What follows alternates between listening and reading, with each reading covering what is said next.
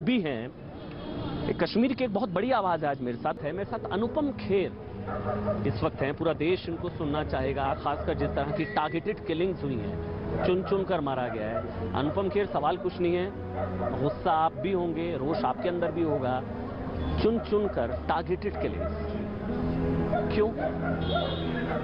अमन जी, सबसे बड़ी बात यह है कि त्रासदियां तब तक होती रहेंगी जब तक हम एकजुट होकर उनकी ट्रेजेडी को अपनी ट्रेजेडी नहीं समझेंगे, उनके गम को, उनकी सेंस ऑफ लॉस को अपना सेंस ऑफ लॉस नहीं समझेंगे। सामूहिक रूप से, पूरे देश के पॉइंट ऑफ व्यू से ये तब तक होता रहेगा। देखिए, सेना अपना काम कर रही है, सुरक्षा बल अपना काम कर रहे हैं, सिक्योरिटी फोर्सेस अपना काम कर रही हैं, लेकिन एज ए जनता, as the citizen of this country, हमारा ये फर्ज है। और तो हम कुछ नहीं दे सकते उन लोगों ने जिनके परिवार के लोग चले गए, कम से कम उनको मनोबल तो दे सकते हैं। ये बहुत इंपॉर्टेंट है। दूसरी बात, जो लोग बात बात पर पहुंच जाते हैं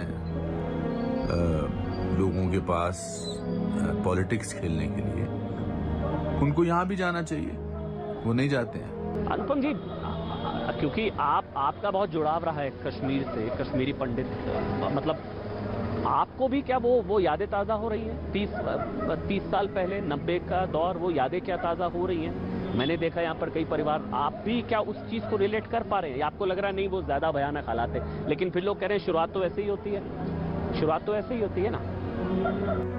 सवाल किसी की गलती का नहीं है, ये सब तो निर्दोष है, तो दुनिया जानती है। सवाल ये है कि इनकी मौत को एक सिंबॉलिक तरीका बनाकर आप बाकियों को डरा रहे हैं, जो इन्होंने 1990 में किया था। कि आप हम टिकाला टप्पू को मार देते हैं, हम लस्सा कोल को मार देते हैं, हम इनकी महिलाओं के साथ बलात्कार कर देते हैं। उससे डर पैदा हुआ, और अफसोस की बात थी कि कोई कुछ कह नहीं रहा। वो लोग सिर्फ अखबार में सुर्खियां बने हुए थे।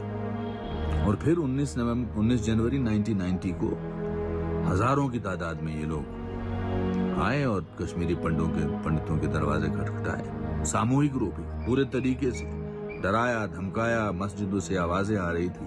अनुपम जी, ये सवाल इसलिए है क्योंकि बातें बहुत बड़ी बड़ी की जाती हैं, की गई हैं 370 को लेकर, इंसानियत, कश्मीरियत, जमहूरियत, नया कश्मीर। हिंदू कहाँ है नया कश्मीर में? आई एम सॉरी टू से, मीडिया से रिकग्निशन, मीडिया इनके बारे में बात करता है। That's what they want, because that media helps them in spreading the fear.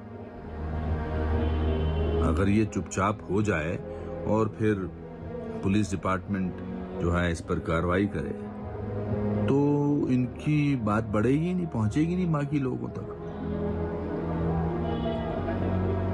But ये अब रुकना चाहिए। अगर आज हमने नहीं रोकाया तो ये शायद मेरी जनरेशन के तो चलो बर्दाश्त कर लेगी, अगली जनरेशन, आपके, हमारे बच्चे, पोते पोतियां, वहां तक तो फिर ये बात बहुत दूर बढ़ जाएगी। हम आज तक नहीं सोचते थे कि अफगानिस्तान में ऐसा कुछ हो सकता है। बस एक आखिरी सवाल अनुपम जी, एक आखिरी सवाल बस, सेकुलर चुप्पी को लेकर, मतलब गजब का सन्नाटा होता है। अल्पसंख्यक अधिकारों की बात पूरे देश में की जाती है, माइनॉरिटी राइट्स, मानव अधिकार, यहाँ आकर सब खत्म हो जाता है।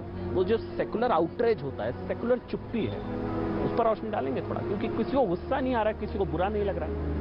अमन जी, सबसे बड़ी बात यह है कि त्रासदियां तब तक होती रहेंगी जब तक हम एकजुट होकर उनकी ट्रेजेडी को अपनी ट्रेजेडी नहीं समझेंगे, उनके गम को, उनकी सेंस ऑफ लॉस को अपना सेंस ऑफ लॉस नहीं समझेंगे। सामूहिक रूप से, पूरे देश के पॉइंट ऑफ व्यू से ये तब तक होता रहेगा। इसके साथ सख्ती से तो बरतना ही पड़ेगा, पर भुलाना नहीं है, इसको भूलने नहीं देना है, वो सबसे बड़ी बात है। आज शो होने से पहले मैं उन